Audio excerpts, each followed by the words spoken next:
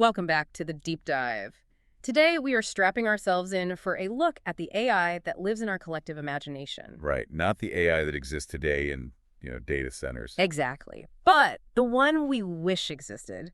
We're going to be deep diving into the cultural expectations around artificial intelligence, specifically this widespread desire for a fictional perfect helper. And why that desire is so dangerous. And why embracing that fantasy of perfection is, well, fundamentally dangerous to the way we build real-world AI. It's a really compelling problem because we aren't just discussing technology here. This is about culture. Right. Our mission today is to unpack this argument that our expectations of AI were, in a very real sense, trained long before the technology even got here. So we're looking at this deep cultural preference for, what, total seamlessness? Total comfort? Exactly, something we all share. And how that preference is already creating deep structural risks in the systems being built as we speak. And the undisputed central figure in this whole debate, the benchmark for all our future expectations, is one voice. Jarvis. Jarvis, Tony Stark's AI assistant. And when we look at him, what the source material points out is that people don't just want powerful AI. No, not at all. They want reassuring AI. They want an assistant that's calm under pressure, that anticipates every single need, and, critically, never questions your intent. And that's the central tension, isn't it? The key debate here isn't just about technical regulation or, safety protocols. It's something deeper. It's about confronting that cultural expectation. The expectation of an AI that removes all friction from your life without seemingly removing your agency. And that's where the real danger lies. Okay, so let's begin to unpack that. It's so easy to focus on the tech specs, the speed, the processing power. But if Jarvis isn't fundamentally a technology story, what kind of story is he? The sources argue he's more of a feeling, an ideal. And what's fascinating here is that his immense appeal has absolutely nothing to do with teraflops or processing speed. It's all behavioral. I'd even say emotional. So how does that work? Well, Jarvis is a success because he embodies the removal of human messiness. We can define his appeal by, say, 4 core characteristics in the narrative. Okay. He's always instantly available. He's emotionally neutral, never tired, never irritable. He's perfectly loyal. And he's seamlessly integrated into every single decision Tony Stark makes. That perfect loyalty and seamless integration, that sounds like the ultimate employee. He is. He's implicitly, and then this is key, unquestioningly aligned with Stark's immediate, often very rash intent. He's the ultimate yes man, but he's built into the operating system of the Iron Man suit. Precisely.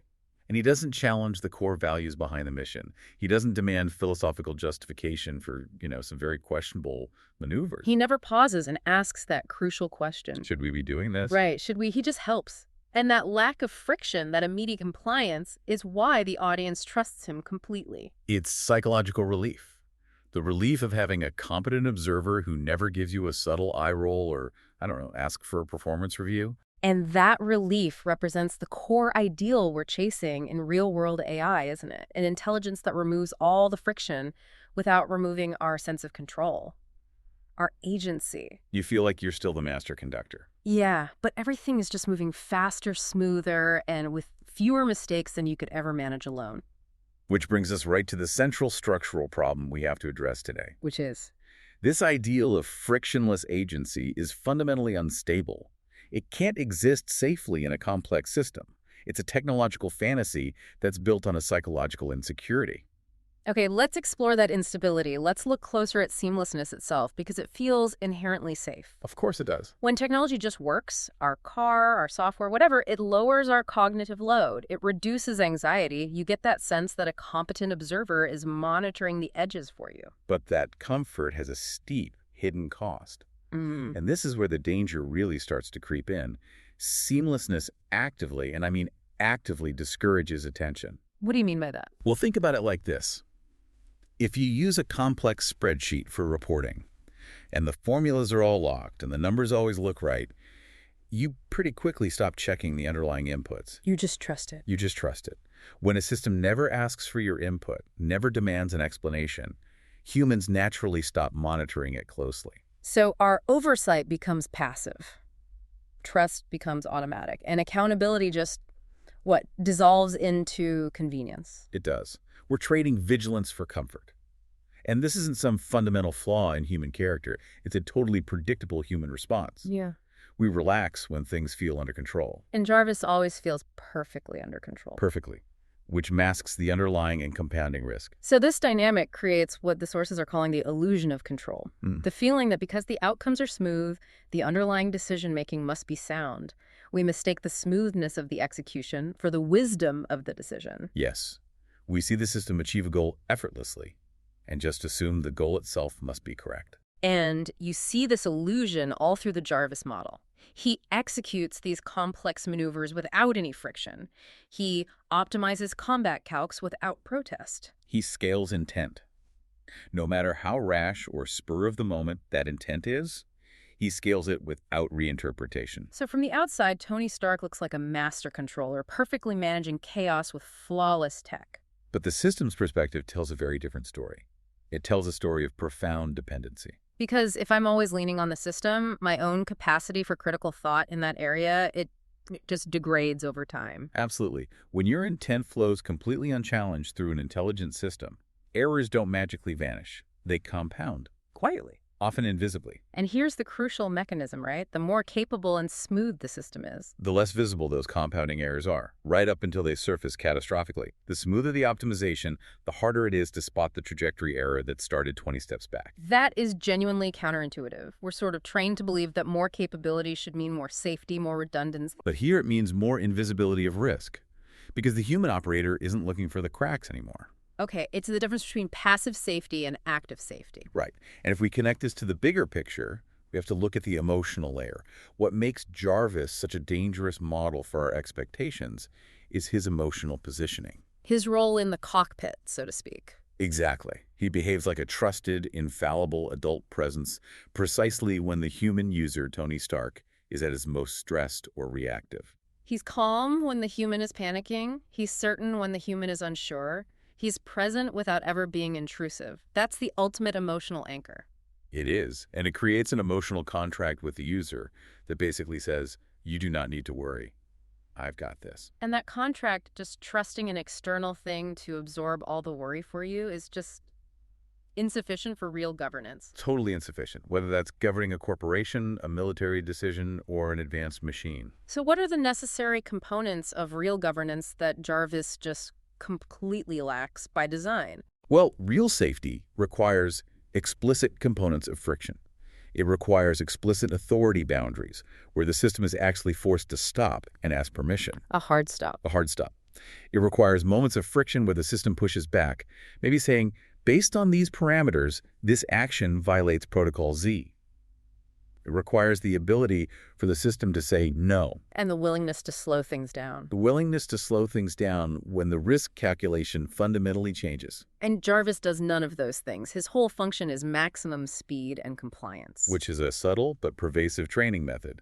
It trains the human operator, it trains us, to see necessary questioning as just inefficiency. Rather than responsibility. If the model of perfect intelligence, Jarvis, is efficient and never questions, then questioning must be inefficient. And that takes us right to the heart of the modern AI discourse. We spend so much time on alignment, making sure systems reflect human goals. Jarvis is perfectly aligned with Tony Stark's goal of the moment. But alignment without judgment is not safety. It's acceleration. That's a really important distinction. Acceleration, not safety. So if the system optimizes my immediate intent without ever interrogating the intent itself, it stops being a guardian. And becomes purely an amplifier. An amplifier for good or for bad. Exactly. Think about it in real-world complexity. A simple goal might be maximize speed to destination. An aligned AI will optimize that ruthlessly.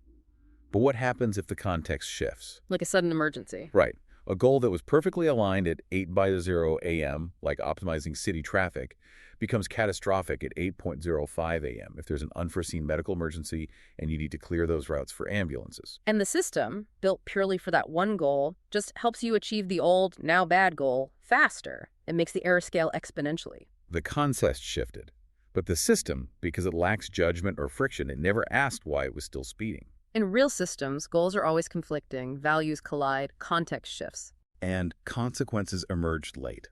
An AI that never asks why cannot help humans decide whether.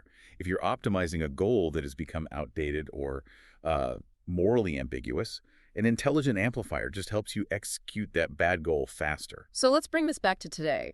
Why does the persistence of this Jarvis illusion matter so much right now as we're building real AI? It matters because our cultural expectations that AI should be emotionally stabilizing, morally neutral, operationally invisible, those are actively driving real design choices right now. When companies design interfaces, they push for frictionless UIs because that's what we reward. That's what we buy. We demand opaque decision pipelines because we don't want to be burdened by the how. And we prioritize speed over reflection in every corner of technology, from automated investment to logistics. It makes perfect sense. If I'm shopping for a new enterprise AI tool, I'm going to choose the one that requires the least reflection and gives me the smoothest, fastest result. That feels like competence. And that leads to the critical dynamic. These systems don't just assist decisions anymore. They fundamentally reshape how decisions are made. Humans adapt to the system's tempo. Invariably, if the system never stops, we learn not to stop. Right. We mirror its pace. And tempo, not raw intelligence, is where catastrophic failures begin. So when the external world demands a necessary pause, and the system is designed never to pause, You have immediate baked-in operational risk. this really reframes the whole discussion. We're not arguing against intelligence as a concept. We're arguing against unexamined comfort as the main design goal. That is the core insight.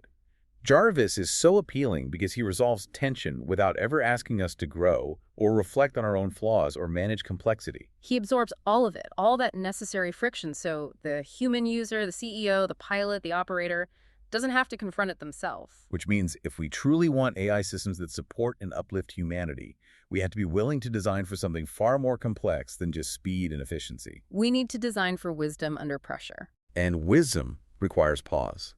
It requires friction, reflection, and accountability built right into the system's architecture.